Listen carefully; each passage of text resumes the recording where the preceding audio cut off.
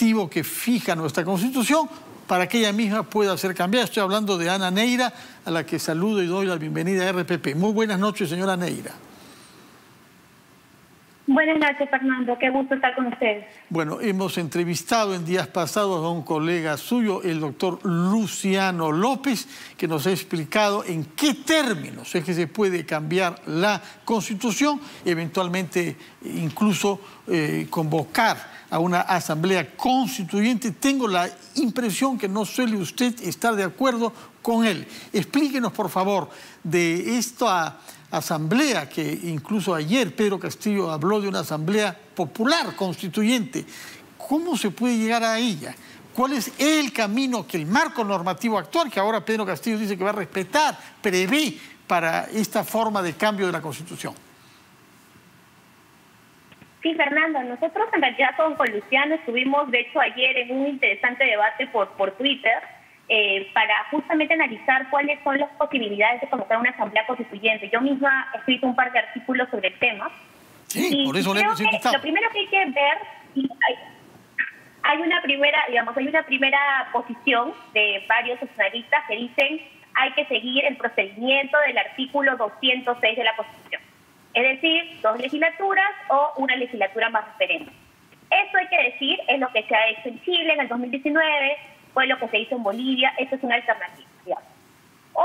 Otras personas proponen una segunda alternativa, y esto creo que hay que pensar si vale la pena abrir las posibilidades. Yo lo que creo es que nuestro marco normativo permite pensar en un procedimiento distinto al del artículo 206. ¿Y por qué? Porque el Tribunal Constitucional ya ha establecido que el referéndum es también un derecho fundamental. Y ha señalado que lo que regula el artículo 32 de la Constitución, el artículo 117 de la Constitución, que hablan del referéndum como un derecho, es distinto a la posibilidad de establecer un procedimiento para reformar la Constitución, que además, como sabemos, el artículo 206 está pensado para hacer cambios dentro de la misma Constitución, no vamos a crear una nueva, ¿no? Entonces, la pregunta que algunos hacemos es, si la idea es una reforma total de la Constitución, hay que seguir el procedimiento del artículo 206, y personas como Luciano, como yo misma, pensamos que no, hay alternativas distintas. ¿Y por qué en mi caso lo digo?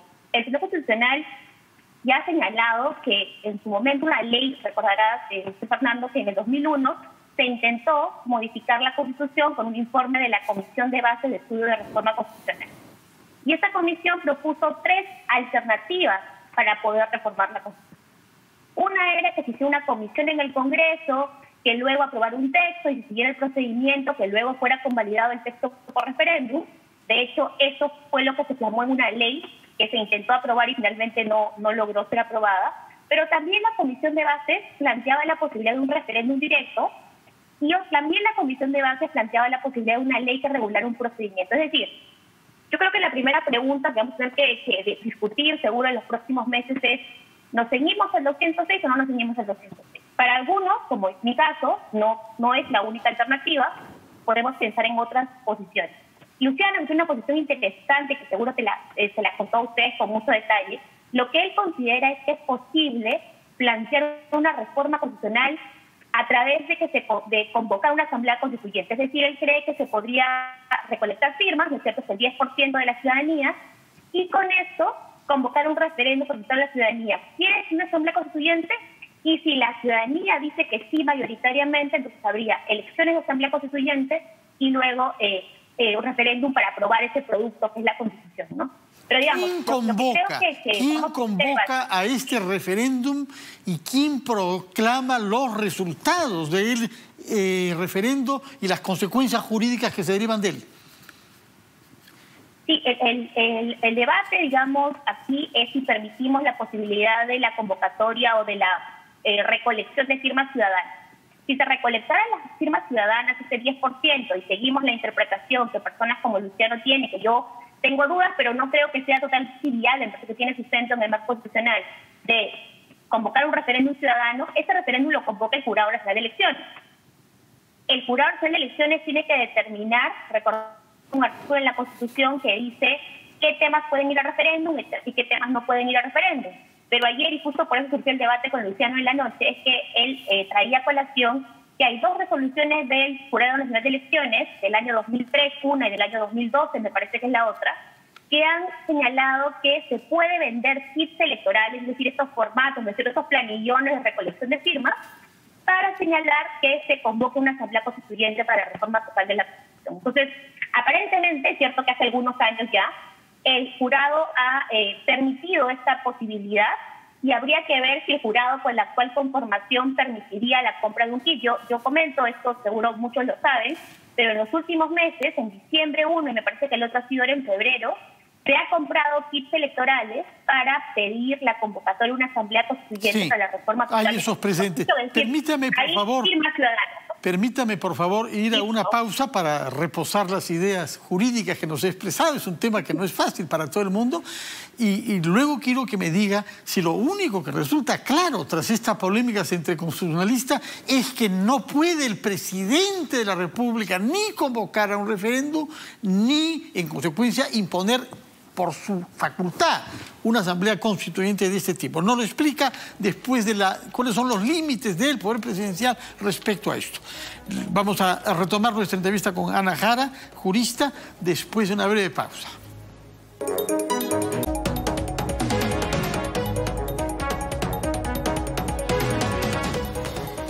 Estamos conversando con la jurista Ana Neira, y no Ana Jara, como por un error involuntario. Dije hace un momento, razón por la cual le pido excusas. Nos había explicado qué vías hay para un cambio total de la Constitución, lo que hemos concluido que es complicado, pero en todo caso ciertamente no depende de la voluntad del presidente de la República. Explíquenos qué puede y qué no puede hacer el presidente si este proceso de referéndum por iniciativa popular se lanza en nuestro país.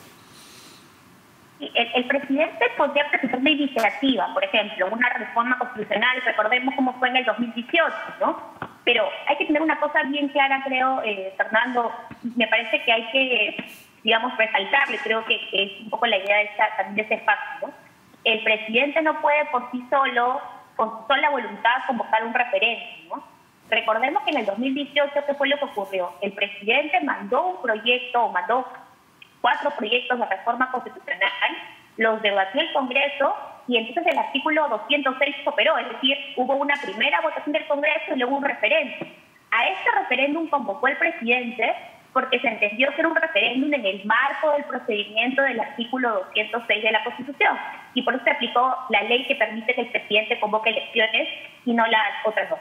Pero si estamos hablando de una ley, por ejemplo, con una participación ciudadana que se inicia, ese referéndum lo convoca el Jurado Nacional de Elecciones, no lo convoca el presidente. Entonces, ¿el presidente qué puede hacer? Puede presentar un proyecto normativo que quiera someter a consideración, puede ser un proyecto de ley, puede ser un proyecto de reforma constitucional, pero no puede él solo, por su sola voluntad, decir, aquí quiero que haya un referéndum. En el Perú no hay esa potestad, no está establecido de ese modo en la normativa, y por tanto es una decisión o bien de la ciudadanía agrupada en un 10% que logre convocar este referéndum ciudadano según la interpretación de personas como Luciano, o tendría que ser a través de una propuesta aprobada en el Congreso, bien como una reforma constitucional o bien como una ley, como en su momento se hizo con la ley 17600 en el año 2001. Esas serían un poco las alternativas. De acuerdo. Ahora bien, el presidente no va solito, ¿no? Si es que se salvaran todas estas dificultades que nos ha mostrado usted y se convocase a una asamblea constituyente por una vía legal, ¿en qué situación queda el Congreso mismo? Tendríamos 2 entidades legislativas funcionando paralelamente. Una para claro, el Congreso tiene que operar, Fernando, el Congreso tiene que operar hasta el momento en que haya un nuevo Congreso elegido o que opere en todo caso la nueva Constitución. En algunos casos las asambleas constituyentes devienen Congreso, pero eso no es tan necesariamente así. Es decir, el procedimiento sería, ¿no? Imaginemos que convocamos la asamblea constituyente. Hay que elegir primero a los miembros de la Asamblea Constituyente. Se les elige, como está pasando en Chile. Recordemos que en Chile había una primera votación para decir si queremos Asamblea Constituyente, y luego habrá en mayo de una segunda votación para decir queremos que estas personas integren la Asamblea Constituyente. Una vez que eso empieza, hay un procedimiento de aprobación de la Constitución, de elaboración, ¿cierto? Y luego tiene que haber un nuevo referéndum para que la ciudadanía diga si está o no de acuerdo con este producto de la Asamblea Constituyente. Durante todo este proceso tenemos que tener un Congreso, porque en el Perú existe un organismo legislativo que se encarga de dar normas, de fiscalizar, y es el contrapeso del Ejecutivo. Entonces eso tiene que seguir hasta el momento, incluso creo yo, que se instale un nuevo Congreso. No solamente que entre en vigencia la Constitución, sino que haya un nuevo Congreso, porque no podría haber un espacio en el cual no tengamos un Congreso de la República. Eso es excepcional, digamos, como recordamos, se llama el interregno y se da solo cuando hay una institución constitucional del Congreso, pero ese no sería el caso, ¿no? Aquí tendría que seguir operando el Congreso hasta que tengamos uno nuevo.